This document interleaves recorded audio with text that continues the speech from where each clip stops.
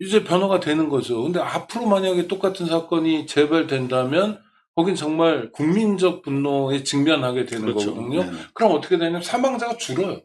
그러니까 죽음은 어떻게 대면하느냐에 따라서 결과가 달라져요. 목숨을 살리는 일이에요. 아니, 그러니까 제가 대통령이라면 너무 신날 것 같아요. 왜냐하면 내가 이렇게 저렇게 하고 우리 참모들하고 같이 이렇게 저렇게 회의하고 수기하고 노력한 결과 2,500명이 죽다가 이게 1,500명, 1,000명, 500명으로 준다. 내가 어떻게 사람 목숨을 500, 1000 단위로 막 내가 구할 수 살릴 수 있습니까? 있는 거죠. 얼마나 고마워요. 영광스러운 30% 목표. 인권연대는 정부나 기업의 지원을 사양하고 오로지 시민의 참여로만 운영하는 100% 순도의 민간 인권단체입니다. 어제 바캉스룩 좋았는데. 아이, 저만 바보같이 입은 것 같아요. 아니요. 저 뭐 정렬에 저도 빨간 넥타이 요즘 입고 그러니까요. 왔잖아요. 저도 오늘 또 바캉스로 아, 네. 네. 여러분 더우실까봐 저희가 더 벗기는 조금 곤란하고 최대한 시원하게 여러분들 오늘 시작합니다. 네, 알바트로스님이 방송 시간 바뀌었나요? 네. 라고 하셨는데 저희 방송 시간 바뀌었습니다. 네. 이상호 기자님이 청와대 출입 기자로 가시게 되면서 저희 방송 원래 4시에서 이제는 5시 생방 하니까 여러분 5시에 함께 해주시면 감사하겠습니다. 네, 양해 부탁드리겠습니다. 그리고 푸르나마님 매부쇼 보고 네, 오늘도 또 감사합니다. 털고 왔습니다. 네. 자, 관련한 소식부터 전해드릴게요. KBS와 관련해서 저희가 정정을 해드렸습니다만 어제 정정해드리는 과정에서 KBS가 그동안 7개월 동안 입을 안 열었어. 도대체 뭘 했냐? 내란의 밤. 왜냐면 지금 국무회의에서 이상민이 행안부 장관이 네. 당시 이제 국무위원들이 반대를 하니까 계엄을 윤석열이 그랬다는 거야. 22시 10시에 KBS에서 생방송이 있다. 요런 내용을 이상민이 경찰 진술조사에서 했어. 그리고 김용현, 문상호도 22시 특별 담화가 있다는 얘기를 들었다는 취지로 다 진술해서 특검에 넘어가 있는 내용이에요. 그래서 그동안 우리는 KBS가 내란을 생중계했다. 그렇게 알고 있잖아요. 그럼요. 왜냐하면 네, 생방송. 정확한 소식을 듣는 거니까. 네, 생방송으로 내란을 포고문을 생중계한 것으로 알고 그걸 가지고 우리가 시간을 대충 계산을 해왔는데 저희가 K를 KBS로 제가 잘못 오인해서 그 부분에 어제는 정정해 드렸습니다만 KBS가 그 과정에서 7개월 만에 처음으로 이 중계 과정을 조상하게 네. 밝히기 시작했습니다. 뭐라고 그랬냐면 KTV로부터 받은 영상 자료를 송출한 것에 불과하다. 그 얘기를 처음 한 거예요. 그래서 지금 많은 분들이 그 생중계 아니었어? KBS에 의한 생중계 아니었어? 이랬다가 이 녹화 방송이었단 말이야. 대통령실 전속 카메라맨이 찍은 거를 KTV가 각 방송사에 뿌렸고 그걸 받아서 우린 튼 거밖에 없다. 라고 뒤늦게 지금 사실관계를 확인해주고 나섰어요. 그 부분과 관련해서 KBS 뒤늦은 발표지만 아주 반갑게 생각을 합니다. 반갑지만 네. 먼저 말씀하십시오. 몇 시에 틀으라고 뭐 지시 이런 게 있었나 궁금해요. 그 부분과 관련해서 이제 사전에 대통령실로부터 받은 지시가 있는지 밝혀야 돼. 특검 가서. 그러니까 이제 사전에 이런 우리 매불초나 저희 방송에 대해서 뜨거라 그러면서 이제 자기들 입장을 내기 시작하는 겁니다. 아니, 그러니까 KBS가 못마땅해요. 왜냐하면 이상호 기자님이 문제 제기를 하니까 네네. 우린 그게 아니야 하면서 조금씩 사실을 이야기하잖아요. 그쵸? 근데 12월 3일 내란의 밤부터 지금까지 얼마가 걸렸습니까?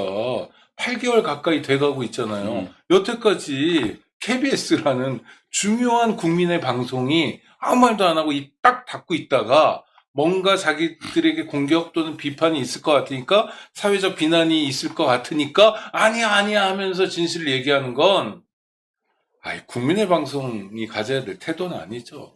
뒤늦게나마 KBS가 기왕에 사실관계를 밝히기 시작하셨으니까 좀 더 적극적으로 지금 노조에서는 2시간 전에 사전 지시받은 거 사실 아니냐라며 지금 집행부를 고발한 상태예요. 네. 근데 여전히 지금 풀리지 않고 있는 가운데 제가 이제 잘못 추론한 부분 다시 한번 KBS와 우리 시청자분들한테 사과드리면서 적극적으로 진실을 밝히는데 협조해야 할 것이다 이런 말씀을 드립니다. 저는 구독자로서 네. 이상호 기자님께 너무 감사드려요. 왜요? 그렇게 해주셨기 때문에 네. 이제 허를 뚫은 거예요. 그러니까 KBS의 말이 나오잖아요. 그래도 제가 잘못한 건 잘못한 거죠. 물론 그렇더라도 우리는 그래도 이 기자님 감사해요. 네, 계속 제가 그릇을 네. 가급적 그릇 깨트리면 안 되지만 실수를 두려워하면 사실 이런 지적도 나올 수가 없는. 근데 이제 중요한 거는 덕분에 이제 녹화였다는 게 KBS의 반론을 통해서 확인이 됐잖아요. 네. 그러면 지금 내란이 선언된 시점도 녹화고 해제된 것도 녹화라는 게 확인이 됐어요. 그러면 정확하게 이걸 녹화한 시점은 언제고 그걸 녹화하도록 지시한 과정은 어떻고 그걸 받아 쓰는 과정에서 언론사들은 어떤 지시 또는 뭐 암묵적인 뭐 영향력이 있었는지에 대해서 이제 밝혀야 할 그런 시각이 된 것 같습니다. 자, 그런가 하면은 지금 뭐 청와대 기자실 제가 지금 오늘 이틀 차인데 솔직히 말씀드리면 한 일주일 한 열흘 출입한 것 같아요. 새벽 그만큼 뉴스도 많이 나왔어요. 네, 새벽 6시 50분까지 출근해가지고 계속 브리핑하고 지금 브리핑 중에 지금 매불쇼 거쳐서 여기 온 것인데 또 가봐야 됩니다. 청와대 다시요? 네. 언제 또 뭐가 있을지 모르니까 최대한 오늘도 지켜야 매불쇼 다녀오셨습니까? 네, 지금 다녀오는 길이에요. 삼촌 뵈러? 네, 좋습니다. 가족 모임 자주 하시네요. 일단 한국일보가 그러니까 기본적으로 기자들이 자기들의 어떤 그 기득권을 지키려고 하는 그런 건 알겠어.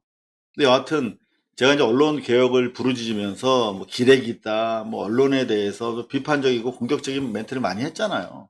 그래서 여하튼 저를 그리고 우리 이번에 들어간 3명의 기자들을 유튜버다 그러면서 지금 안 받아들이려고 하는 정서가 되게 강한 건 사실인데 그 와중에 이제 오보가 났죠. 한국일보가 바로 잡았습니다. 그죠? 네, 한국일보는 7월 25일자 오면 김어준의 뉴스공장 대통령실 출입한다 제야 기사에서 고발뉴스 이상호 기자는 이날 유튜브에 대통령실 기자단 잡으러 이상호가 간다는 제목의 출입 예고 콘텐츠를 올리기도 했다라고 보도를 했습니다. 그러나 사실 확인 결과 해당 콘텐츠는 이상호 기자가 아니라 다른 사람이 올린 콘텐츠이고 영상 내용에도 이상호 기자가 대통령실 기자단 잡으러 간다라고 발언한 사실이 없는 것으로 확인돼 바로 잡습니다. 설령 그런 마음이 제가 있더라도 그렇게 경박스럽게 이렇게 말하고 또 제목을 뽑겠습니까? 한겨레도 오늘 또 정정 기사를 올렸습니다. 여기 보면 바로 잡습니다. 그래서 다른 사람이 올린 컨텐츠로 확인돼 관련 내용을 삭제했다 이렇게 바로 잡았는데 한국일보는 그냥 이렇게 시원하게 지면에다 이렇게 올렸어요. 근데 이면에 한겨레는 7월 25일자 해당 기사에서 마지막 부분에 그러니까 새롭게 출고한 기사가 아니야. 인터넷 기사죠. 네. 인터넷 기사에 뒤에 달았는데 저는 한겨레 실망입니다. 제가 저는 구독자예요. 지금 신문 가지고 다니는데. 저는 한겨레 주주에다가 이사 2번 했고요. 그다음 맨 처음에 네. 한겨레 88년 5월 15일에 창간됐을 때 우리 어머. 집에 배달이 잘 안 돼가지고 네. 지국에 걸었더니 니네 동네 네가 좀 배달해주면 안 되니? 그래서 처음에 배달도 좀 했었어요. 배달도 하셨어요? 그다음에 뭐 필자기도 하고 뭐 한겨레 무슨 뭐 열린 편집이 하여튼 많이 했는데 네. 이렇게 하면 안 되죠. 적어도 한국일보만 못한 거고요.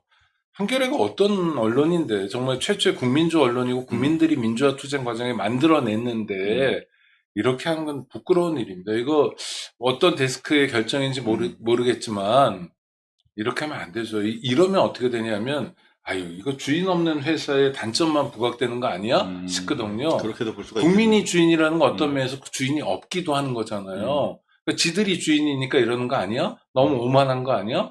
어떻게 똑같은 사실을 보도했는데 한국일보하고 한겨레가 이렇게 다르지? 근데 문제는 그거에 똑같지가 않아요. 더 한겨레가 악의적이었어. 그러니까 뭐냐면 맞아요. 한국일보는 그냥 스트레이트를 기사로 적시하는 것이고 한겨레 같은 경우는 그 이후에 나온 기사거든.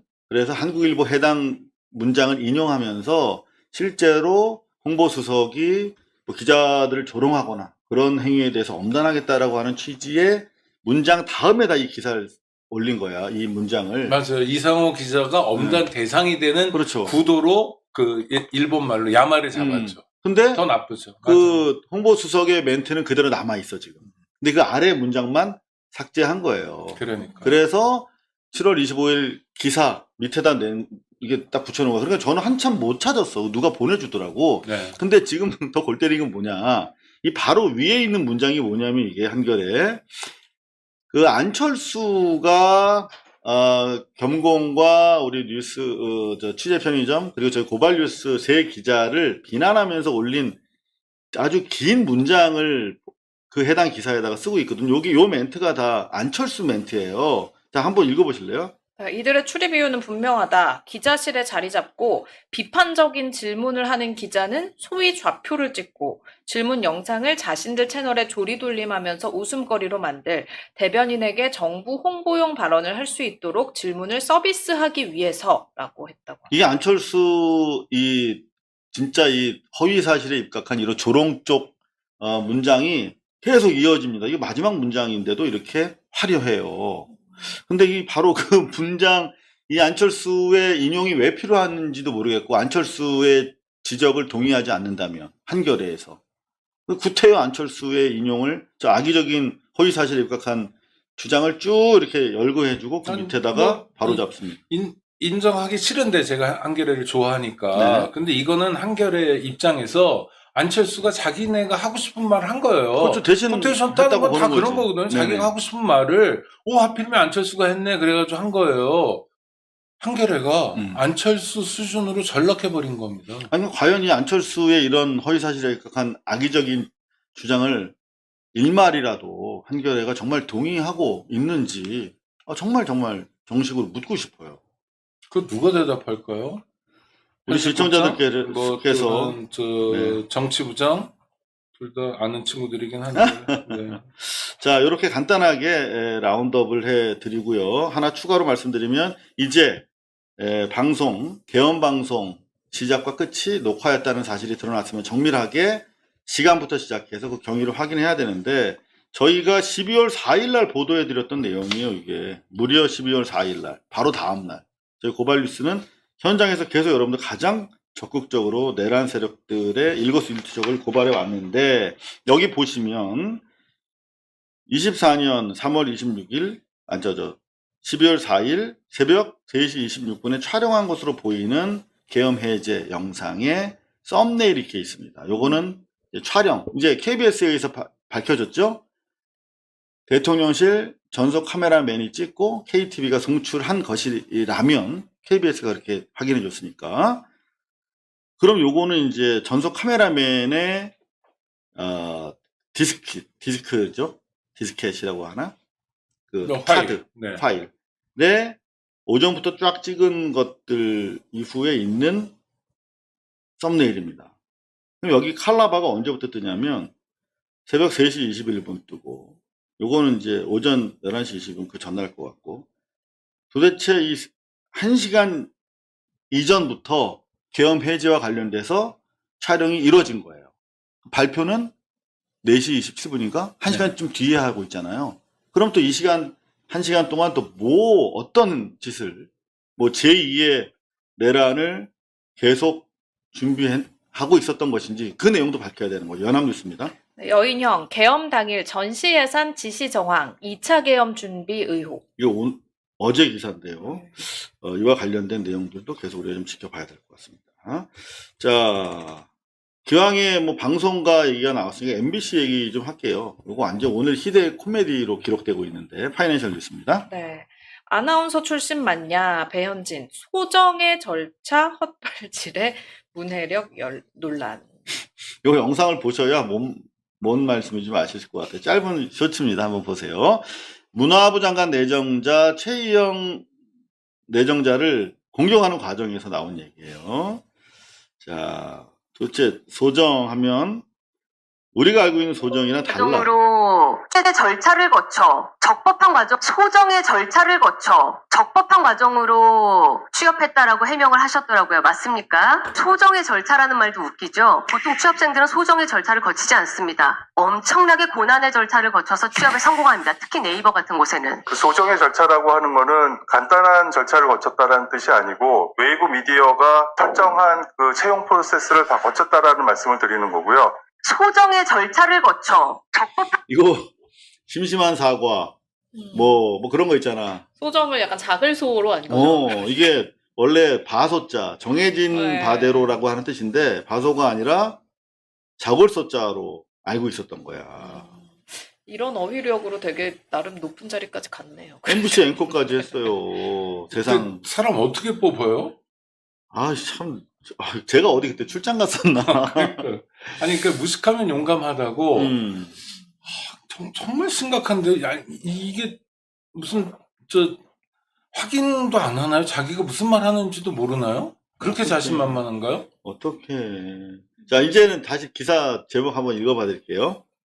아나운서 출신 맞냐? 배현진 소정의 절차 헛발질에 문해력 논란. 네, 그래서 최희영 내정자가, 이 배현진 덕분에 아주 가볍게 네. 통과를 했습니다. 그래서 여야가 합의를 해가지고 청문 보고서를 낸다고 하더라고요. 엑스맨이었다. 어떡할 거야, 배현진. 정말 MBC 망신을. 개인적으로 아시죠? 아니, 저 회사 같이 동료니까. 댕겼죠. 네? 네. 원래 이랬어요? 뭐, 말씀하기 어려우시군요, 아는 사람이라. 아니, 그러니까 좀 더 어린 친구 같으면 요즘에 한자를 잘 모르니까. 더 모르니까 그럴 수 있는데, 그래도 모르면 하지 말아요. 아나운서 공부하려면 한국어의 어휘가 70%가 한자죠. 한자로부터 유래됐기 때문에 이거 공부를 해야 되거든요. 그리고 지금 들어보면은 나름대로 또 장음도 지키고 있어요. 그러니까. 소정이 아니라 소정 이렇게 또 얘기하고. 그러니까는 그 장음은 지키면서 뜻은 틀려. 그게 더 웃긴 거예요, 그러니까. 그래서 사실 아나운서들이 네. 방금 지희 씨 말씀하신 것처럼 장음, 단음을 되게 예민하게 봐요. 말. 응? 그러니까. 네네. 네. 거꾸로냐, 뭐 거꾸로냐, 아니, 그건 뭐 기본이고. 이런 거, 또 정확하시잖아요. 네. 여하튼 여러모로 전 주변 사람들 망신을 시키고. 배현진은 그렇습니다. 이렇게 망신 당하고 나서 본인의 해명이 해명 나왔어요? 아니요, 그냥 아직 안 나왔는데 뭐라고 할지 해명할까? 너무 궁금하다. 해명 안 하지 않을까요? 난 바이든 날리면 이후에 더 이상의 나는 해명은 없을 거라고 봤는데, 김은혜 전 MBC 기자에 이어서 배현진 전 MBC 아나운서가 MBC 욕되게 하고 좀 있네요. 반성해야 돼요. 네, 저로부터 좀 반성하겠습니다.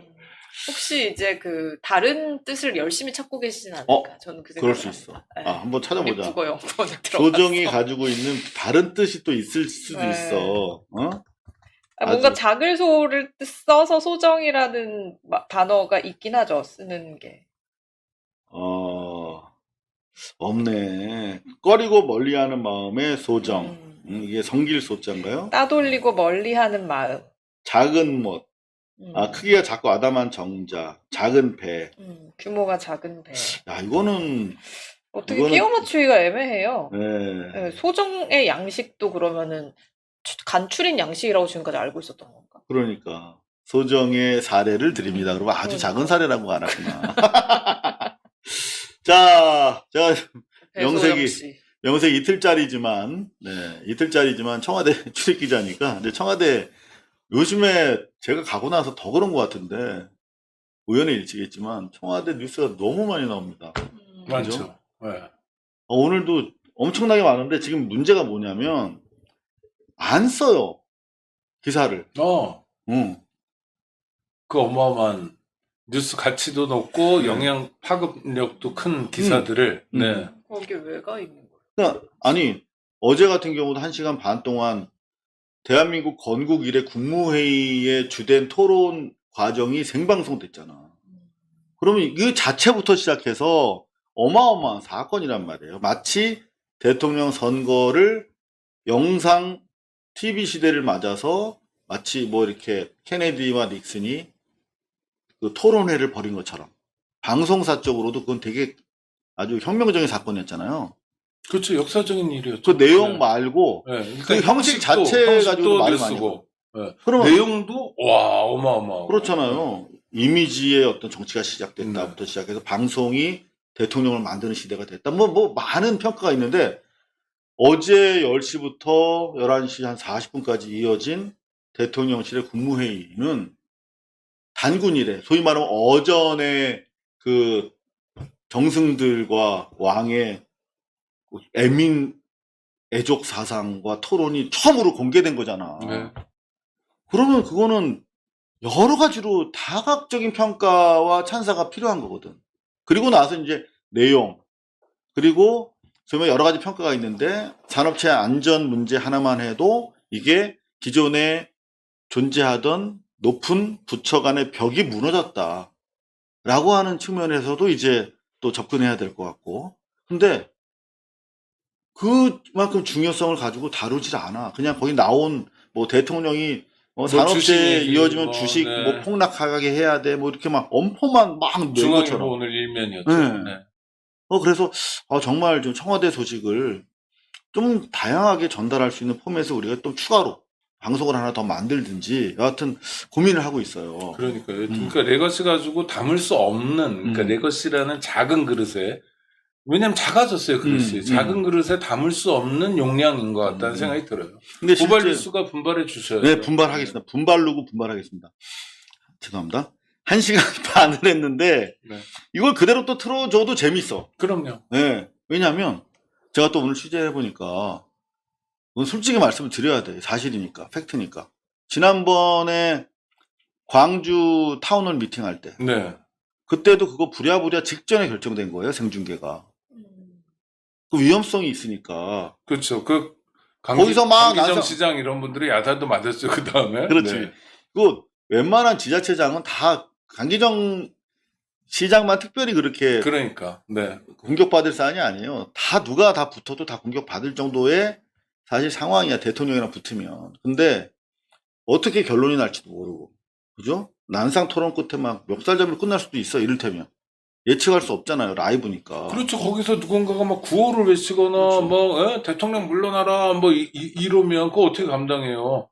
윤석열처럼 입 틀어막을 수도 없고, 민주정부가. 근데 심지어 직전에 결정이 된 거야. 라이브. 네. 그리고 더 나아가서 참석자들도 원래는 우리 제주항공 유가족 전체가 들어오는 게 아니었어요. 그러니까요. 일부만 뒤늦게 타운홀 미팅이 개최된다는 사실을 아시고 그 앞에서 피켓팅이나 좀 하자. 멀리서라도 우리 목소리라도 한번 대통령 들으시게 하자 했는데 구호 몇 마디 외쳤더니 아니 저분들 막지 말라고 들어오시라고 하고 모시라고 그래 자리를 그냥 뭐 호든지도 만든 거예요. 그러니까 사실은 이 스태프들 비서진들 있지 않습니까 청와대 요새 힘들죠. 퇴근을 못해요. 그럼요. 힘들죠. 어제도 마찬가지였어요. 어제 국무회의의 라이브를 아까 지금 매불쇼 가니까 박모 진영 박사님이 저거 사전 약속 대련일 것 같다라고 말씀하시는데 약속 대련 아니었습니다. 부처별로 간단한 연구 검토 지시는 내려갔어. 산업체 재해를 막기 위한 각 부처의 대책을 한번 고민해 보세요. 그걸 고민하고 왔지. 네. 그리고 뭐 낼 수 있는 페이퍼 있으면 내라. 거기까지만 했겠죠. 그렇죠. 그다음부터 종횡무진으로 칸막이 넘고, 뭐, 부처 벽 넘어서 왔다 갔다 할 줄은 몰랐겠죠. 주무부처장인 네.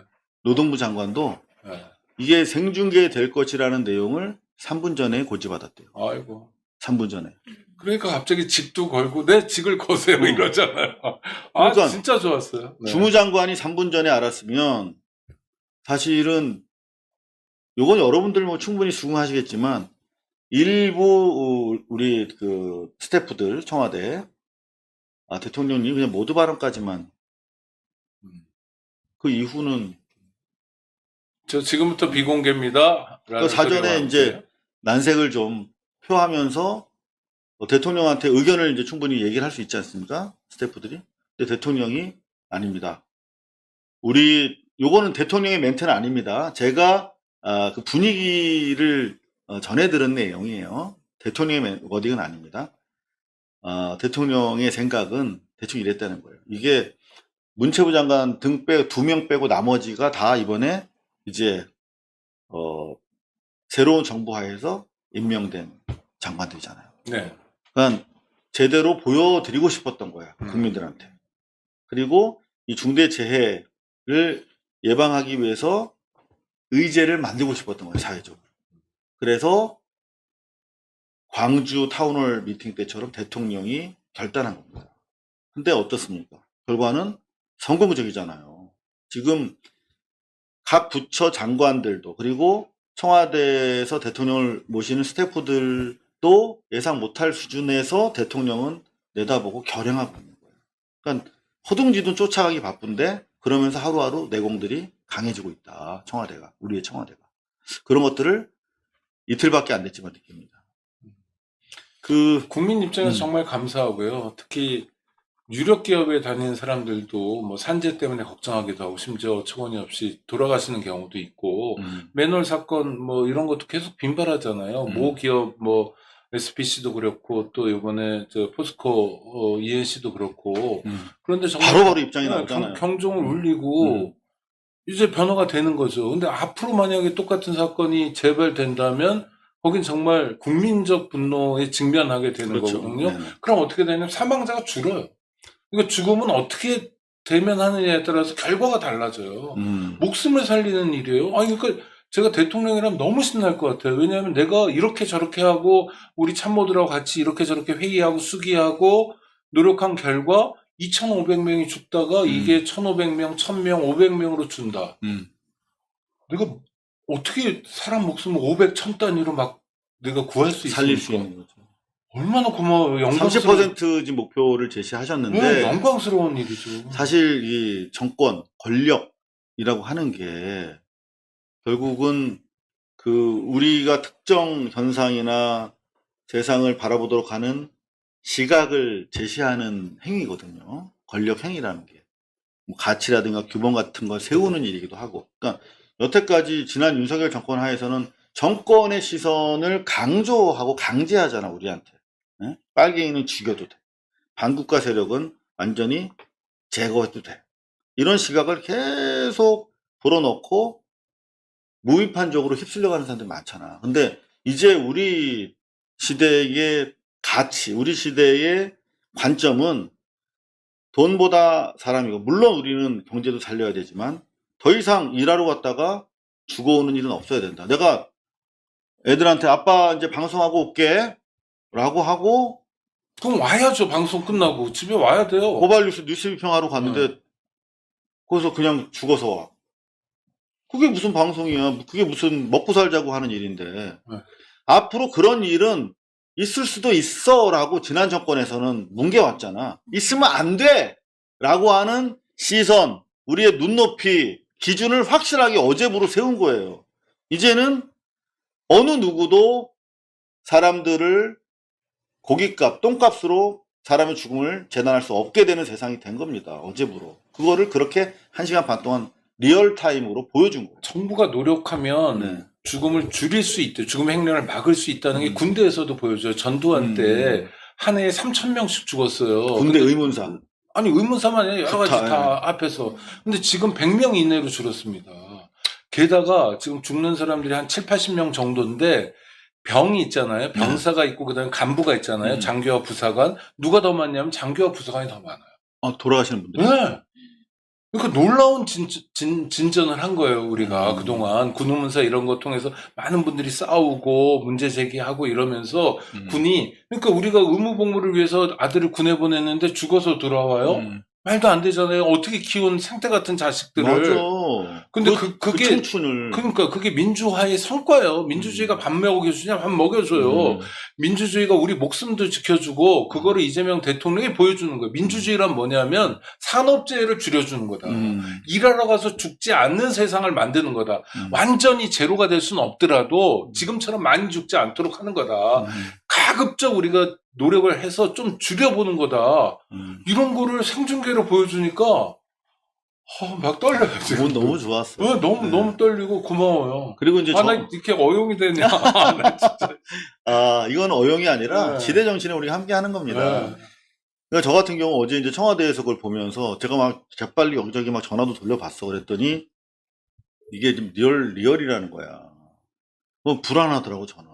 혹시라도 그렇죠. 네. 혹시라도 뭐 사고 나올까봐 뭐 답변을 못 한다거나 뭐 실망스러운 모습을 국민들이 보시면 안 좋잖아요. 솔직히 말하면. 근데 너무나 다들 잘하고 또 준비 안 된 사람들한테는 또 과감하게 준비시키고 뭐 이를테면 그런 진행하는 모습, 대통령의 어떤 그 진행자로서의 국정의 진행자로서의 모습도 정말 믿음직스럽구나. 그리고 국무회의는 아마 핸드폰을 놓고 가나 봐요. 그러니까. 그 장면에 나왔는데. 법정 갖다 놓으라고 앞으로. 네네. 그러니까 법정 갖다 놓고 그러면 대통령에게만 필요한 거예요. 장관들에게 다 필요한 그렇지. 거거든요. 대법전부터 갖다 놓고 시작 산업안전보건법.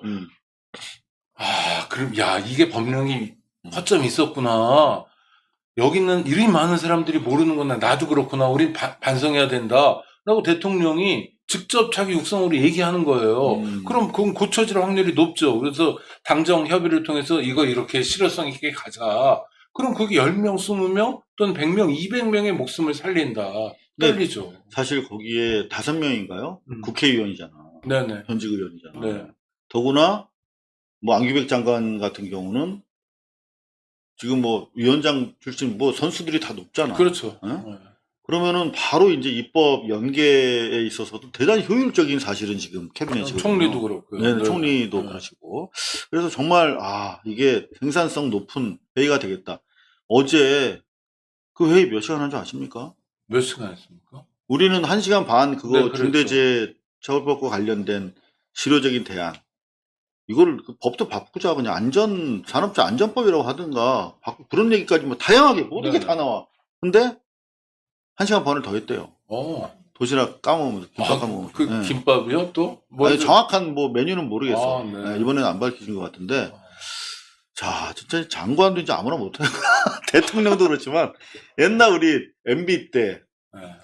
가장 큰 MB의 공적이 여러분 대통령은 여러분 누구나 되실 수 있습니다. 이거였잖아. 네네. 박근혜도 그렇고 윤석열 때는 말할 것도 없지만 근데 이제는 대통령 장관 아무나 하는 거 아니구나.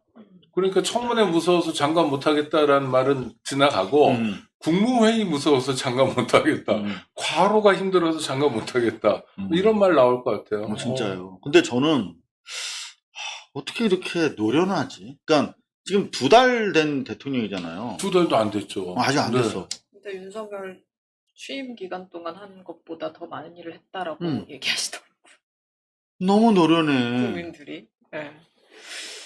어떻게 저게 노련하지? 그러니까 일을 강단 있게 하면 살짝 노련미 떨어질 수도 있잖아. 거칠고. 근데 그 거친 것도 노련함으로 극복을 해. 이를테면 당장 지금 우리가 대미 협상 과정이잖아. 내일까지. 좀 대단히 지금 심각한 그렇죠. 상황이야.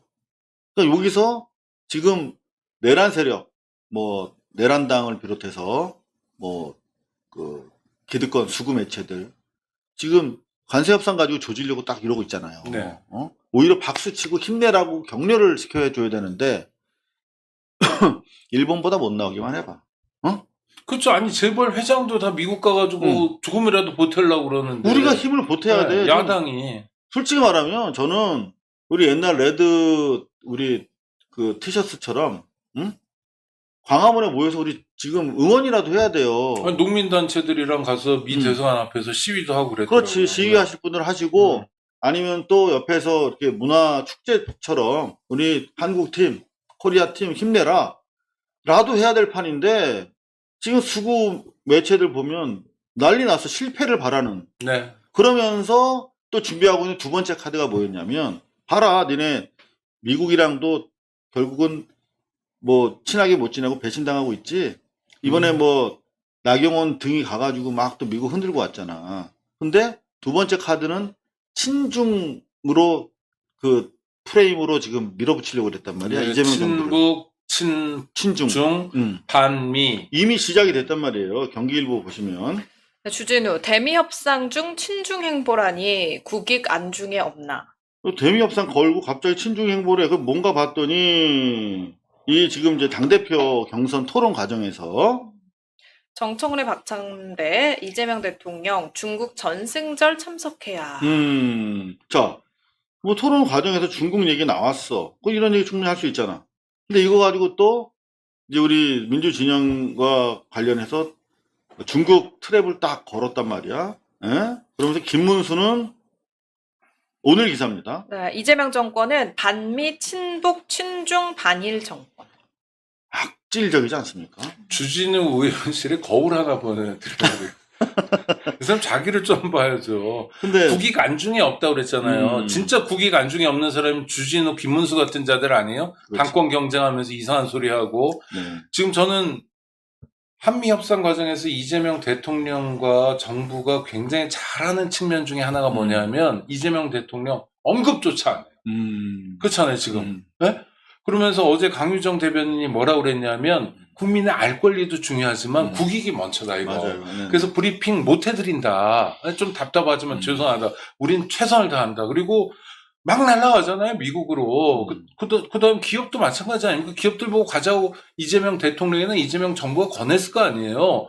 그러니까 뭐 삼성전자도 가고 현대자동차 오늘 가고 저 한화도 가고 막 이런 거 아닙니까? 저는 사실 그거 보면 눈물겹더라고요. 아니 그러니까요. 네. 굉장히 정말 일사불란하기도 하고 체계적이기도 하고 그다음에 양동작전도 피고 그러나 침묵하고. 근데 사실 와 잘하는 거예요. 수출로 먹고 사는 배웠나 이런 걸? 그러니까 수출로 먹고 사는 대한민국에서는 관세를 높인다는 건 수출 못하게 하겠다는 뜻인데 그러면 우리 사실 대기업 일부 기업의 문제가 아니라 우리 대한민국 경제의 문제고 우리 먹고 사는 문제란 말이에요. 우리 모두의 문제잖아요. 그럼요. 특정인한테만 관세가 부과되는 게 아니잖아. 네. 그 모두가 우리 피해를 보는 것이면 진짜 하나가 돼서 이런 거 진짜 응원전이라도 펼쳐야 되는 상황인데 이런 식으로 김문수는 뭐라고? 반미. 친북, 친중, 반일 정권. 근데 제가 이재명 정부가 노련하다고 그랬잖아요. 방금 말씀하신 것처럼 우리 강유정 대변인 등을 포함해서 관세와 관련된 부분에 대해서는 셧다마우스. 그러니까. 단 한마디 기자가 물어도 셧다마우스. 지금은 국익을 위해서 여러분들 그냥 지켜봐 주십시오. 끝나고 브리핑해 드리겠습니다. 네. 그러고 있는데 친중 반일 프레임이 딱 들어오니까 대통령이 또 오늘 일정을 이렇게 탁 잡아가지고 또 공개를 합니다. 뭐라고요? 세계일보. 네, 이재명 대통령 스가 전 총리 접견 같은 앞마당 쓰는 이웃집 미래지향적으로 발전되기를. 다 요 시점에 너무 중요하잖아 지금 일본과의 관계. 근데 이 시점에 딱 일본 한일의원연맹 측 일본 정치인들을 대거 청와대로 초빙을 합니다. 그러면서 뭐라고요? 이 대통령은 이날 서울 용산 대통령실 청사에서 이란 의원 연맹 회장 자격으로 온 스가 전 총리를 접견했다. 이 대통령은 외국 손님들을 처음으로 만는데 처음으로 바로- 만는 데잖아. 네. 그러니까 이 정부 출범하고 처음으로 지금 외국 손님들 만난 겁니다. 바로 일본. 바로 우리 스가 총리님을 반일 접견으로. 아니야. 친주 아니야. 우리는 실용이야. 이러면서 짠 공개하는 겁니다. 야, 그리고 말을 예쁘게 하는 게 네. 앞마당을 함께 쓰는 이웃이잖아요. 그러면서 좀만 더 멘트 볼게요. 네. 외국 손님들 처음으로 만는데 스가 총리를 첫 번째로 접견하게 돼서 영광스럽게 생각한다며 환영 인사를 했다고 합니다. 그리고 이게 이제 이란 의원연맹이라고 쓴 거 여러분들 오해하실 수 있는데 제가 물어봤어요. 그랬더니 이번에 우리가 초청을 했기 때문에 예우상 이란이라고 쓴다라고 아니 청와대에서 그 밝혔거든요. 회장이니까 그 모임은 이란 의원 연맹이고 아니 우리가 일본으로 가면 우리 쪽 이름은 한일 의원 연맹이고. 네, 아니 그러니까 네. 정확하게 말씀드리면 요 우리나라 의원들이랑 같이 있어요. 여기 일본 측, 한국 측. 그러니까 우리가 일본에 초청을 받아서 가면 일본 언론들이 한일 의원 연맹이 방일했다 이렇게 기사를 써주는 게 관례래요. 그래서 이렇게 했다니까 양해 바라고요. 너무나 이런 거 정교하고 치밀하죠. 예? 이런 기사들이 엄청나게 나옵니다. 모든 언론이 머니투데이. 네, 첫 웹인 일본 스가 전 총리 맞은 이재명 대통령 한일 관계 더 좋아져야 한다. 너무 좋아요. 자, 그런가 하면 장관들도 만납니다. 네, 조현 일본에서 첫 한일 외교장관 회담 우방국과 관계 강화. 이때 지금 우리 소위 말하는 상무 관련 기재산자부 장관들은 미국으로 재벌 총수들과 함께 보내놨고 동시에 일본과의 연대성이 중요한 거예요. 그리고 조현 장관은 여기 일본 갔다가 바로 또 미국으로 갔어요. 그러니까 와, 이 양반들 바로 아니에요? 너무 잘하잖아요. 열심히 뛰어다니고 정말. 이게 참 좀 잘들 하는 것 같아. 그죠? 세금이 아깝지 않게. 네. 그리고 이제 윤석열 같은 경우에는 뭐 조건 나쁘건 무슨 이상한 의리 뭐 이런 거 생각하면서 뭐 무조건 반일은 한 번 반일은 영원한 반일이고 뭐 이런 것처럼 얘기를 했잖아요. 근데 이재명 대통령은 외교라는 것은 우리가 최대한 손해보지 않으면서 상대에게 원하는 바를 이끌어내는 거다 이렇게 얘기를 했잖아요. 맞습니다. 대통령의 격의 차이가. 네. 저희가 이제 또 대통령실 뭐 뉴스가 되게 많은데 잠시 시원한 사진 하나 보여드리고 이어갈게요. 요게 뭐 같아요? 청와대네요. 청와대. 원래 요 사진은 이 앵글 촬영 불가능한 사진입니다. 네네. 아시죠? 한국에 뭐 띄울 수 없으니까 드론이나 이런 거. 강북에서는 한수, 이북에서는 뭐 허가 사항도 되게 제한이 많고 특히 청와대 이 사진 이렇게 공개하는 건 되게 어려운 건데 연합에서 공개를 했어요. 그래서 뭐 공개된 사진이니까 여러분들 공유해 드리는데 이런 앵글의 이제 사진은 더 이상 이제 추가적 촬영은 어렵게 됐습니다. 왜냐하면 이제 이전을 앞두고요. 연합뉴스. 네, 청와대 복귀 준비 작업 위해 8월 1일부터 관람 임시 중단. 네, 일단은 이제 본격적으로 청와대로의 복귀 이제 준비가 시작이 된 거다. 그동안 사실 계속 진행이 되어 왔거든요. 이제 출입을 통제하고 본격적인 이제 이전 채비까지도 같이 갖추는 거다. 이렇게 보시면 되겠습니다. 용산 대통령 관저에 들어갈 때 이미 대통령실은 청와대로 갈 생각이었잖아요. 그렇죠. 그런데 네. 만약 다른 정권이었다면 어떻게 하냐면 6월 10일까지만 보시고요. 11일부터 못 봐요. 이랬을 거예요. 관람을. 그렇지. 근데 관람을 7월 말까지 하게 한 거예요.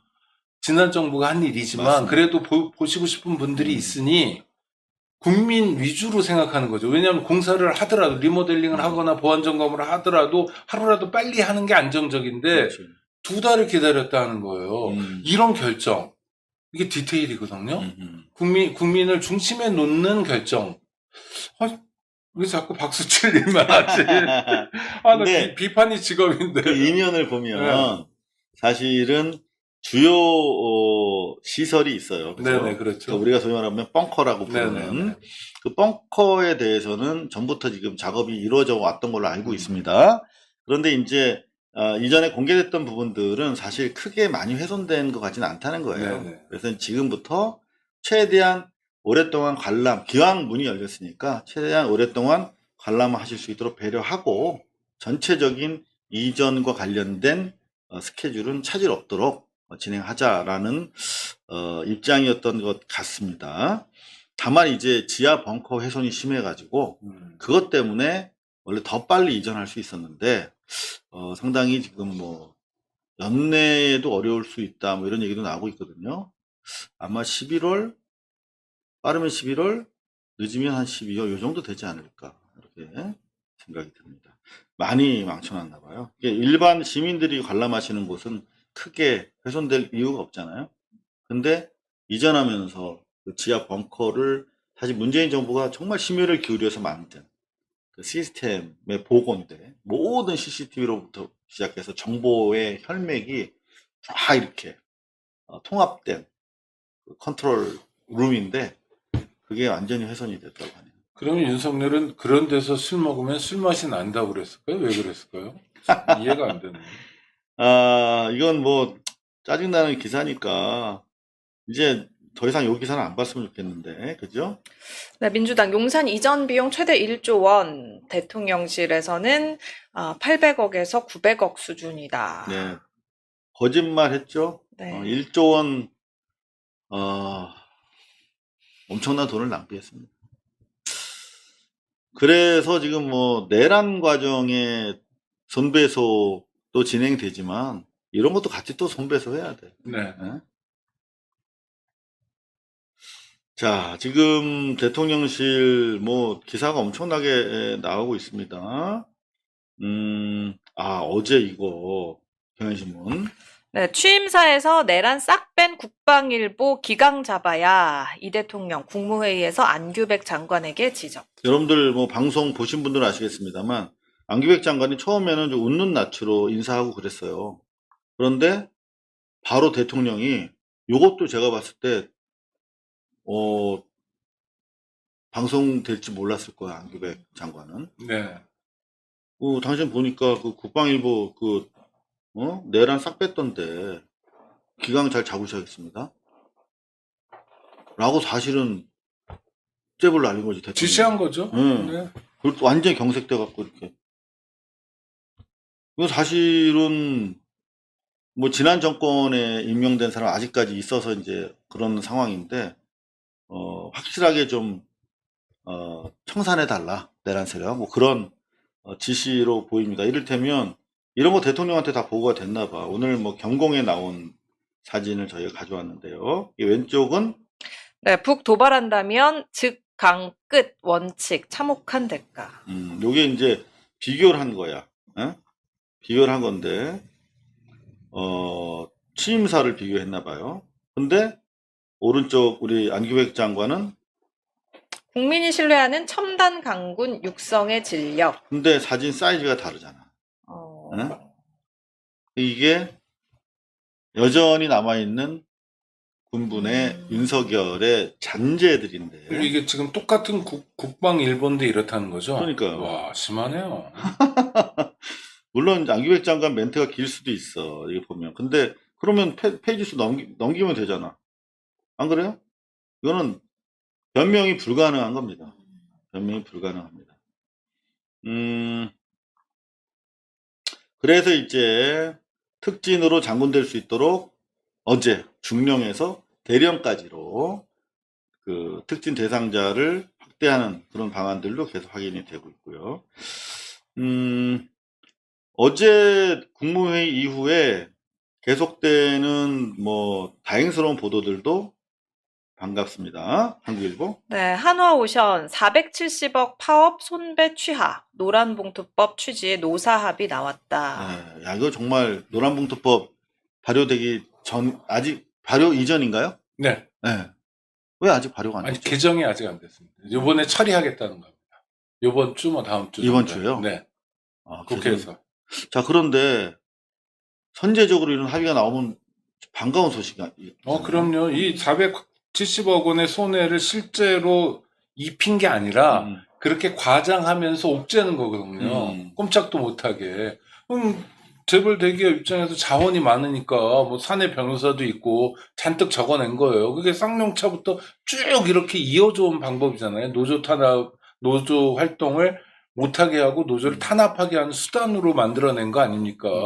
이거 하나를 우리가 헌법상 노동조합의 권리가 있는데도 해결 못한 건데 이재명 정부에서 이제 드디어 해결이 되고 내일 모레 해결될 것 같으니까 하나도 5분이라도 먼저 해결하겠다. 이런 거죠. 그럼 난 이제라도 잘못을 뉘우치고 소를 취하하면 뭐 고마운 일이고 반갑다. 노사합의 많이 할수록 좋다. 박수 보내겠다. 근데 사실 대부분 기자들이 노동에 대해서 별로 관심이 없어요. 네. 지들이 노동자인데도. 그러니까. 그러면서 사실 노동 문제가 대부분 우리 시민들한테 별로 인기 있는 의제가 아니란 말이야.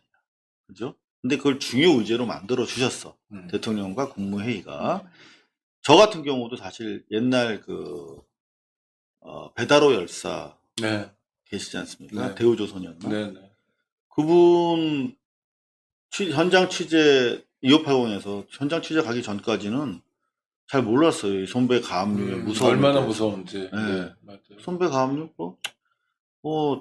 불법 파업 과정에서 유리창 깨고 그런 거 변상할 수도 있지. 요 정도 그냥 상식적으로 생각을 했단 말이야. 그리고 그 법을 통과시킨 게 민주정부였어요. 민주정부에서 만든 법이야. 그거 내려갔다가 와 이거는 살인법이구나. 살인법. 그러니까 노동자는 돈이 없어서 노동을 하는 사람인데 돈 있으면 뭐에 노동하겠어요. 근데 그 비무장 민간인한테 총 쏘는 행위야. 돈 없는 사람한테 그 사람만 돈으로 징벌하는. 그 사람만 총 맞는 게 아니라 가족까지 같이 맞는 거예요. 왜냐하면 다 묶여버리니까 경제활동을 그러니까 남편이라면 부인도 못하고 자식도 못하고 일가를 완전히 말려 죽이겠다는 거거든요. 그리고 그러니까 완전히 배달의 열사 같은 상황이 생기는 거죠. 그분 제 주변을 다 취재하면서 막 너무 좋은 형이었더라고. 완전 그냥 왜 노조 하는 분들이 대부분이 거절 못해서 노조 착하니까요. 착해서 네. 그냥 매정하게 거절 못해서 그냥 총대 매는 기자들이 많은데 그 대표적인 분이에요. 그러니까 이상호 기자도 착해서 이러고 사는 거예요. 그런가? 그럼, 아니, 그럼요. 가서 네, 그럼 원래 그래요, 사람들이. 진짜 네. 내 너무 반성하고 진짜 가서 한 이틀 동안 계속 울었어. 가는 네. 데마다 그분 얘기를 듣는데 야 그냥 이 착한 사람은 이렇게 죽는구나. 요번에 윤석열 때문에 돌아가시게 된 양희동 씨도 마찬가지죠. 굉장히 평가가. 그 조선일보 진짜 욕 나쁜 나오는데 놈들. 그 새끼들은 그 CCTV 영상 검찰로부터 이제 토스 받은 건데 그 처벌해야 돼 검찰도 네, 네. 조선일보도. 근데 그거 가지고 또 다른 살인자를 만들었잖아. 그러니까. 근데 여하튼간에 정말 이 손배소 가압류 정말 지독하게 20년 동안 우리 노동 현장에서 소위 말하는 노동자들은 연대성 가지고 하루를 지탱하는 사람이에요. 연대. 근데 그 연대를 인간성을 서로에 대한 믿음을 갈라놓고 서로 반목하게 만드는 정말 악법이었잖아요. 그리고 어제 국무회의에서 노조 조직률 말씀도 대통령이 하더라고요. 노조 조직률이 많이 안 올라왔다. 그건 뭐냐, 우리가 가야 될 길을 제시하는 거예요. 맞아. 대통령 입장에서 노동자들이 잘 조직되고 잘 연대하고 잘 투쟁하면 불편해요. 그렇지 않습니까? 그렇죠. 그냥 고만고만한 상태가 좋은데 노조 조직률, 그러니까 노동조합에 가입한 노동자의 숫자가 많아져야 된다. 그래야 우리 사회가 제대로 발전한다. 생존권도 지키고 사람들이 쓸데없이 안 죽어간다. 땡큐. 땡큐입니다. 자, 그리고 지금 뭐 오늘 뭐 확인해 드려야 될 게 되게 많은데 이 한국 경제 나 진짜 언론 개혁이 정말 이래서 필요한 겁니다. 한국 경제. 네, 이재명 국민 임명식이 혈세 파티 일원도 안 늘었다. 제목만 보면 뭐 같아요?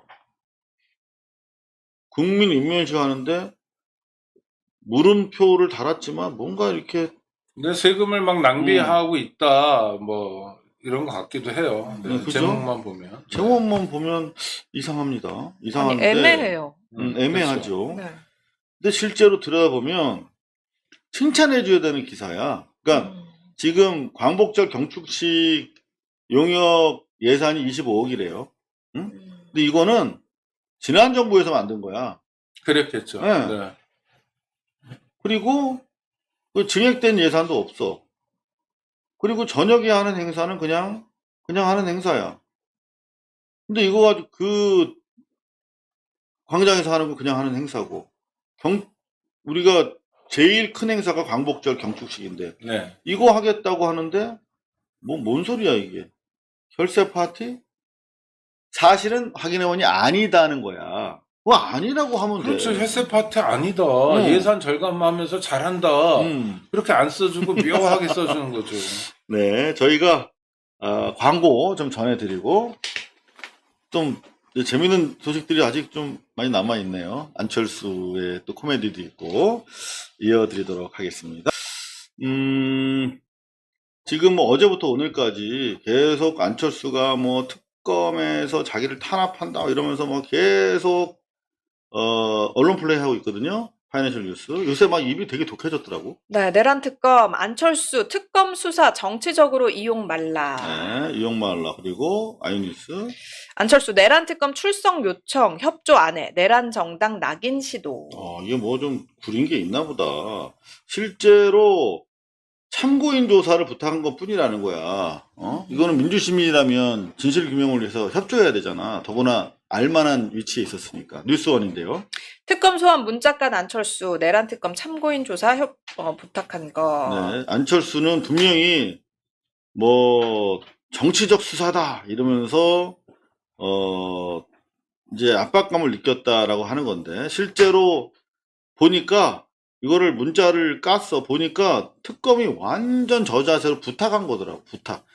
저는 특별검사의 누구입니다. 다름이 아니오라. 이런 뭐 말을 잘 안 쓰잖아. 다름이 아니오라. 외람되지만 이런 느낌이네. 관련하여 조사에 대한 협조를 구하고자 문자로 우선 말씀드리는 점 이해와 양해 부탁드립니다. 그러니까 먼저 전화가 아니라 문자로 말씀드리고 또 전화 드리고. 깍듯하네요. 너무 깍듯하게 했어. 그럼 나라도 가서 협조하겠다. 근데 이거 아주 정치적으로 막 이렇게 하고 있는데 오히려 역공을 당하고 있다. 이런 말씀 가볍게 아니 이분은 출마가 직업이어서 이번 당대표 선거에는 좀 이렇게 하면 표를 받지 않을까라고 생각하시는 것 같은데 그런다고 통하겠습니까? 이번에 저희가 진짜 중요한 거 단독 보도를 지금부터 좀 해드리려고 그러는데요. 지금 들어오시는 분들 이거 꼭 좀 보셔야 됩니다. 대통령이 매우 중요한 얘기를 어제 하셨어요. 근데 이걸 제대로 보도하는 언론이 하나도 없어. 윤중의 소리? 네, 이 대통령 정부 광고 매체 시대에 맞게 재구성 필요. 엄청난 얘기를 하신 거예요. 이게 무슨 말 같아요? 일단 그냥 무슨 말 같아요? 광고 매체. 정부의 돈을 받아서 광고비 받아가는 매체들 정부한테 그거를 그러니까 그거를 스카이 무조건 데일리 이제 같은데, 레거시가 네. 아니라 네, 조금 더 이제 효율적으로 재구성해야 한다. 그러니까 어떻게 효율적으로 재구성하는 게 어떤 거야? 더 많이 보는 쪽으로 정부의 돈이 아깝지 않게. 그렇지. 정답이야. 역시 근데 지혜 그 씨. 당연한 얘기 대단하다. 아닌가요? 너무 당연한데 이 말 뜻을 지금 제대로 그렇게 되지 아는 않아요? 기자가 없어. 그리고 보도도 없어. 정부 광고 매체를 재구성하라. 그러니까 뭐 이를테면 상당히 중요한 매체인데 이 전문 매체 중에서 미디어스라고 있어요. 근데 기사 봐. 네, 이 대통령 문체부 보고에 정부 광고 대상 매체 효율성 제고하라. 대상이 되는 매체의 효율성을 제고하라. 일단 말이 어려우니까. 근데 이건 무슨 말이냐면 방금 지희 씨가 말씀하신 대로 자 어떤 얘기냐면 이게 이제 캐나다랑 한국의 정부 광고 집행 현황을 비교한 아주 귀한 자료입니다. 캐나다랑 한국이랑 별로 다르지 않아. 그러니까 전체 미디어 셋, 언론, 우리가 뉴스를 입수하는, 우리가 영향을 받는 매체를 조사한 거야. 그러면 종이신문이 얼마나 될 것 같아요? 얼마 안 되죠 지금은. 2%야, 2%. 네. 우리가 받아들이는 뉴스 소스, 우리에게 영향을 미치는 정도가 2%라고, 2%. 캐나다는 2%로 그래서 산정해, 광고를. 근데 우리도 한 2%, 3% 될 거예요. 근데 우리는 정부 광고를 비례해서 하지 않아. 10배 더 주고 있어, 20%. 캐나다가 합리적으로 하고 있는 거예요. 비효율적. 지금 방송 같은 경우는 캐나다는 22, 대한민국 25. 방송은 약간 더 주긴 하는데 크게 다르지 않아. 근데 방송도 지금 신문이랑 종이신문이랑 방송 합쳐서 캐나다는 25만큼 주는데 우리는 45만큼 주고 있잖아. 그러니까 이런 것들을 제대로 하라. 그리고 온라인 같은 경우에 우리나라는 27밖에 안 주는데 캐나다는 64를 주고 있어. 그만큼 온라인이 뉴스 형성과 우리 민주시민의 그 가치 형성, 정보를 64만큼 좌우하고 있는 거잖아, 지금. 고발 뉴스가 시작한 게 언제죠? 2012년. 지금 유튜브 기반은 언제부터 했죠? 2012년. 그래서 우리가 제일 먼저 했어요. 그렇죠. 네. 그래서 지금까지 정부 광고를 얼마 받으셨죠? 한 번도 안 받아봤는데요? 안 받은 날 못 받은 게 아니고 왜 고발 뉴스에 광고를 안 하죠? 정부는? 좌파 매체라고 찍었잖아요, 걔들이. 우리가 아니 그럼 좌파 정부는 왜 안 했죠? 이런 게 제 의문이에요. 그거를 지금 네. 이재명 정권이 하겠다는 뜻이에요. 그러니까 64만큼 중요하면 여기에도 64만큼 줘야 되는데 우리는 절반도 안 주고 대신 신문에다 몰아주고 있다는 거잖아요. 그러니까 대통령 말씀은 뭐냐면 대통령 말씀은 다시 이제 우리가 이제 학습을 했잖아요. 다시 한번 읽어볼게요. 이 대통령. 네, 이 대통령 문체부 보고에 정부 광고 대상 매체 효율성 제고하라. 그러니까 그 영향력, 실제로 국민들이 보는 만큼 거기에다가 정부 광고를 줘라 이 말이에요. 이거 되게 중요한 게 정부가 솔선수범해야 돼요. 온갖 기업들이 언론의 볼모가 돼가지고 광고 효과 하나도 없는데도 이미지 광고하면서 삼성 봐요. 1월 1일 날 신문에 하단 통광고는 언제나 삼성 이런 거잖아요. 전면 광고들 주고 돈을 갖다 바치고 있잖아요. 그래서 자본 권력과 언론이 유착하고 산업재 같은 거 일어나면 막 눈 감아주고 이런 범죄적 행위들을 해왔는데 그거를 빌미를 제공한 것 중에 하나가 정부 광고죠. 정부 똑같았으니까. 근데 정부 광고가 만약 현실화 된다면 기업 광고도 따라오죠. 그렇죠. 핑계가 되죠. 핑계가 중요한 되죠. 말씀. 정보도 이만큼 하는데. 맞습니다. 이게 지금이 그래요. 음. 정부 광고가 저 조중동을 비롯해서 극우 매체들 위주로 가거든. 네, 그러니까 민간 광고도 따라가는 거야. 그렇죠. 네. 아, 여기로 줄 서야 되는구나. 이렇게 되는 거예요. 근데 대통령은 요거를 제대로 정상화시키자고 하신 말씀이야. 실제로 아까 2%밖에 안 되는데 20이 가고 있잖아. 네. 우리나라에서는. 신문으로. 하나, 극명한 예를 하나 보여드릴 텐데, 이거는 처음 공개해드리는 거예요. 저 고발뉴스에서. 지난 내란 시기에 생각해 보시면 가장 악의적이고 악질적인 내란 선동 매체가 뭐였어요? 스카이 데일리. 그거는 약간 너무 극우니까 네, 그렇다. 뉴데일리. 이게 제도권 안에 있는 거죠. 조선일. 아, 매일신문. 대구에 있는 매일신문. 그렇지. 네. 기억하시네. 그게 조선일보보다 더 천주교 신문이었다 건설업체로 넘어간 네. 천주교 신문일 때도 문제가 많았지만 넘어간 다음에 애들이 광분하더라고요, 지면으로. 원래 그 정도는 아니었었어. 그러니까 맞아. 심지어 조선일보보다 더 해요. 더 거의 스카이 데일리급. 네. 그러니까 이게 스카이 데일리는 제도권은 아니었단 말이야. 근데 이건 제도권이야. 그렇죠. 역사와 전통이 있는데 네. 그랬어요. 자, 그러면 정확한 부수는 제가 밝혀드리지 않을게요. 몇만이야, 몇만. 부수가. 아, 몇만 안 될 겁니다. 아니, 보통 아니, 보통 일단 찍는 게 3천이에요, 다들. 근데 아니, 네, 몇만이라고 네, 할게요. 매일은, 네, 네. 몇만이라고 할게요. 몇만이라고 치고. 일단 그렇게 돼 있어. 네. 통계에는.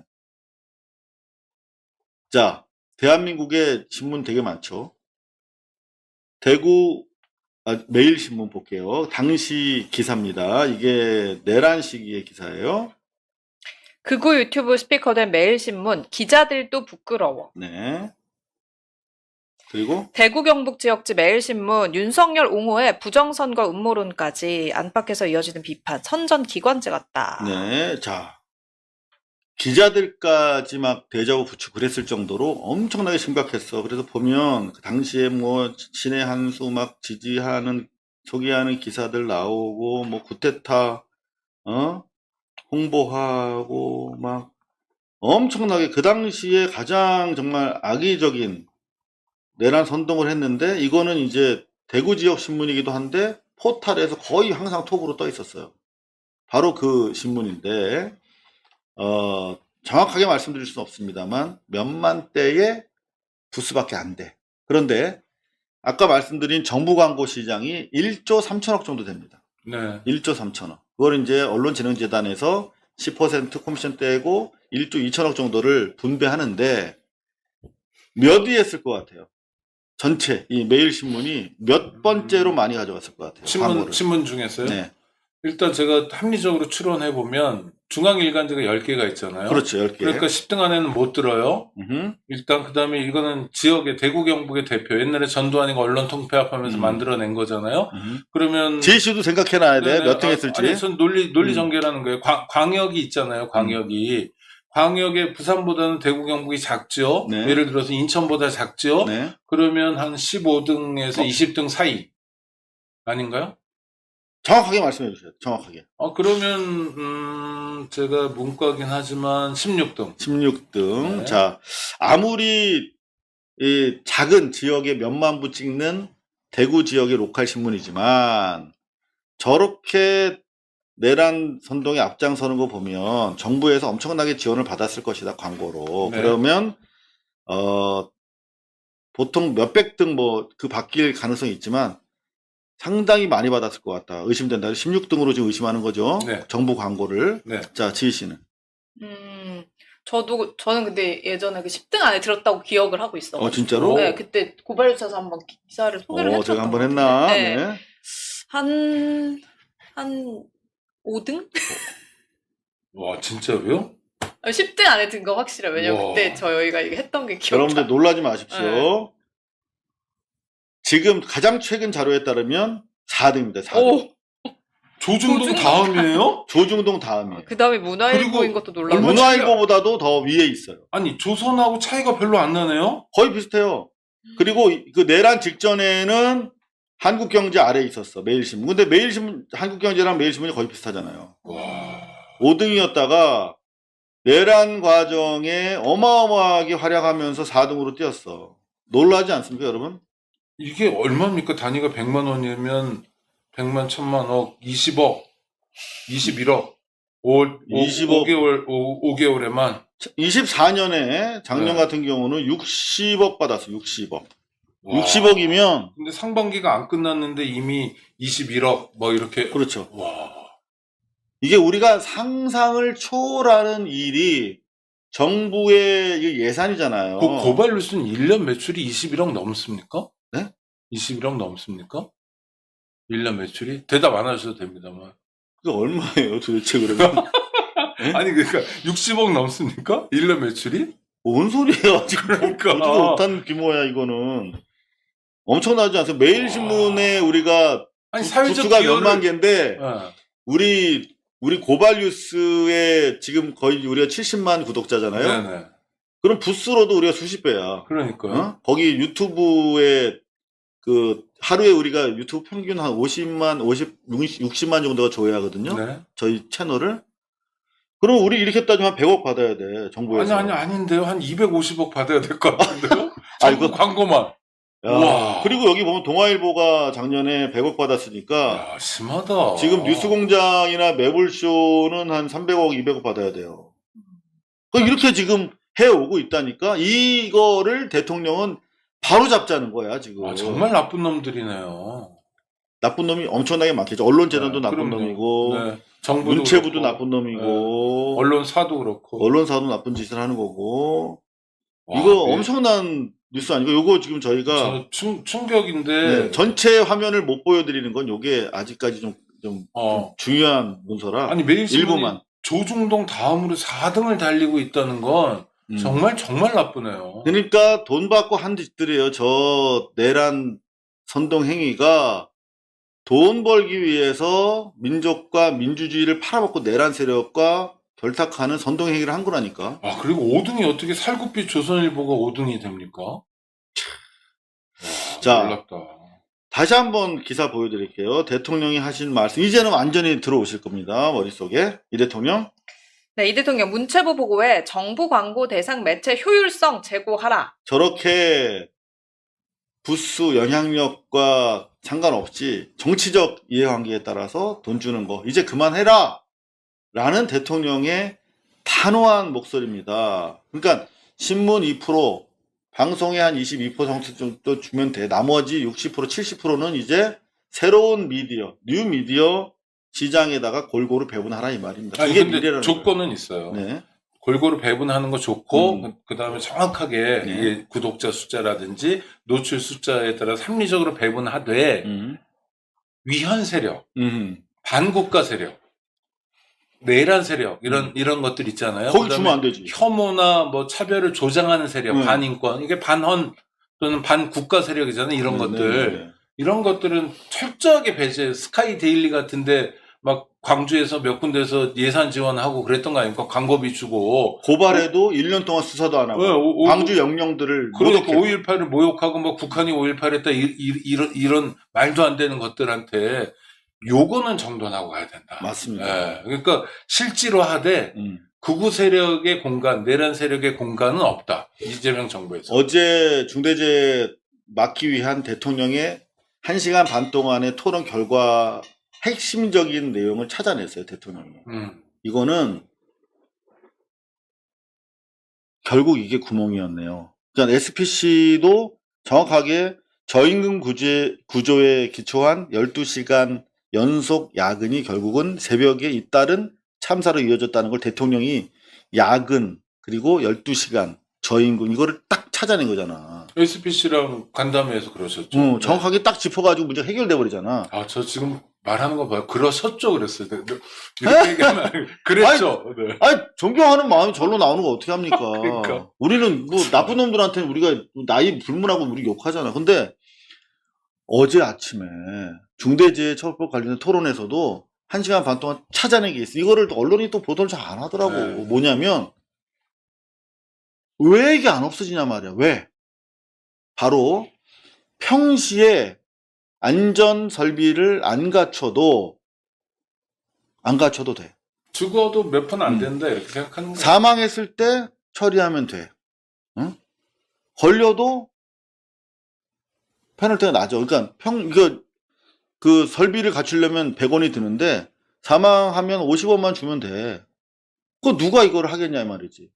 그래서 평시에 사고 안 났더라도 평시에 안전대책이 안 돼 있으면 100만큼의 곱하기 징벌적으로 때려야 된다. 그러니까 안 걸리면은 사고 안 나면은 안전장치 조치 안 했어도 매기는 벌금이 낮기 때문에 이런 일이 생긴다.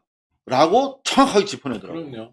건설 그러니까 현장, 사고 안 났어도 가서 이제는 단호하게 하라는 거예요. 건설 현장 사망 사고 산재 절반이 추락사예요. 그러니까. 추락하면 받아줘야 되거든요. 이게 허당이어서 일로 떨어지는 거예요. 사람들은 일로 떨어지는데 안 받아주고 그래서 돌아가시는 거예요. 그러면 관에서 만약에 건설 현장들 되게 많잖아요. 점검만 하면 사람들이 안 죽는 거예요.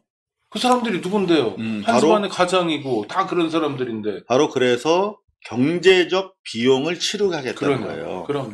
근데 대통령이 정확하게 이 언론, 기형적 언론을 키운 씨앗을 간파한 거야. 대구 매일신문 네. 케이스를 보면서 아, 쟤들이 정부 돈을 이렇게 따먹고 정부 돈이 몰리면 기업 돈도 몰린다. 그러니까 계속 이런 살인적 내란 선동을 한다는 걸 딱 알아낸 거야. 그래서 저쪽으로 가는 돈을 정확하게 합리화시켜 더 이상 저런 데로 몰리지 못하게 해 라고 한 거야. 그러니까 대통령의 지시사항은 뭐냐면 지금 신문에 더 주고 방송에 덜 주고 이런 문제를 논의하는 게 아니야.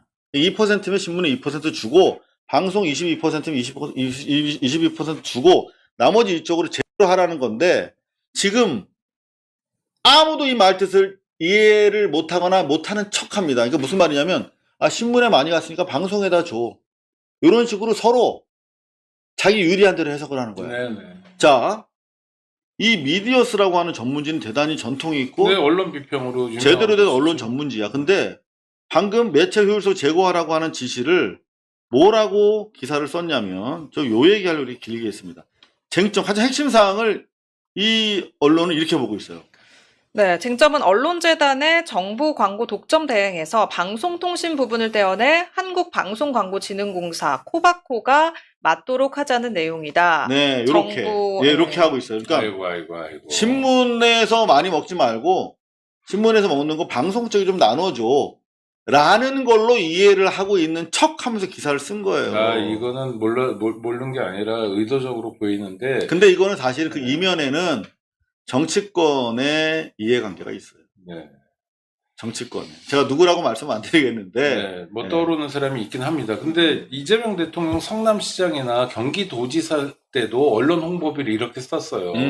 그 남들이 하는 것처럼 편한 길을 가지 않고 어려운 길을 갔어요. 저는 그게 이재명 악마화의 시작이었어요. 맞아요. 진보 언론까지도 이재명 하면 넌더리를 내는 게 저런 사람이 대통령 되면 뭐 예를 들어서 타협하지 않은 거야, 이재명. 한겨레든 경향이든 연간 800억 매출이 반토막 나고 막 이렇게 되거든요. 왜? 신문 팔아서 먹고 사는 게 아니라 정부와 기업 광고로 먹고 사는 구조기 때문에 그래요. 거기에 대해서 손을 볼 것 같아, 저 사람은 정말로. 그러니까 싫은 거예요. 그런 모습들이 이재명이라는 사람을 악마화해 왔거든요. 그냥 싫다는 거예요. 싫어요. 근데 하는 일을 보면 진보라면 야, 진보 정당도 못하는 일을 여태까지 진보 정당들 뭐 했어? 구호만 외치는 일을 실사구시로 탁탁 해내고 선한 영향력을 미치고 이러고 있잖아요. 이거 사실은. 언론 개혁의 아주 핵심적 고리를 근데 이게 왜 광고가 이게 기사가 언론을 통해서 안 나오죠, 참. 그 언론이 지금 뭐냐면 정확하게 말씀하셨는데 이재명이라고 하는 정치인은 아무한테도 빚지는 게 없어. 그렇죠. 뭘 그러니까 얻어먹어야 정치 세력은 빚지는데. 물론이고 언론 단체 무슨 뭐 언론 노조 기자협회 오히려 얘들이 공격했잖아. 그럼요. 정치권에도 빚진 거 없어. 국민들만 바라보는 국민의 종이야. 그러니까 이런 생각이 가능한 거야. 무슨 말씀이냐면 이거 지금 30년 동안 언론 운동한 사람들 만나잖아요. 그러면 방금 조금 전에 말한 것처럼 미디어스 기사처럼 그 신문 거 저 조중동 애들 뺏어서 좀 MBC도 좀 주고 좀 이렇게 지역 민방도 좀 나눠주고 좀 이렇게 하자. 그게 옳은 거 아니야. 이러고 있다니까. 그러니까 그럼요. 30년 동안 언론 운동한 사람보다도 더 진보적인 거야, 대통령이. 저는 솔직히 전율이 느껴집니다. 이거는 정말 대한민국이 질적으로 달라질 것 그리고 같아요. 저는 이재명 대통령이 고마운 건 네. 이런 정책을 만약 제안하고 그다음에 이런 정책을 실현하잖아요. 그럼 굉장히 가혹한 보복을 당할 거예요. 이미 가루가 됐죠. 이미 그런데 네. 언론사들이 진보 보수 할 것 없이 다 같이 물어뜯을 거예요. 그럼. 근데 그런 얘기 쟤네 못 밖으로 해. 건드리니까. 그런 얘기는 못 해. 음. 우리 밖을 건드렸기 때문에 공격하는 거라고는 못 하고 뭔가 실수만 나와봐라. 예? 뭔가 인사에서 지난번에 뭐 강선우, 이진숙처럼 뭔가 조금 부족한 것만 있어봐라. 그러면 우리는 죽여버릴 거야라고 덤벼들 거예요. 그거를 이재명 대통령이 알아요. 네. 왜냐하면 잘 알고 있어요. 언론의 밥그릇을 건드렸을 때 내가 얼마나 가혹하게 당할 걸 알면서 걸음을 내딛는 거예요. 왜? 대통령이니까. 대통령은 그런 일 해야 되니까. 이재명 대통령은 죽고 사는 문제 이미 초탈한 사람입니다. 여러분들 아시지 않습니까?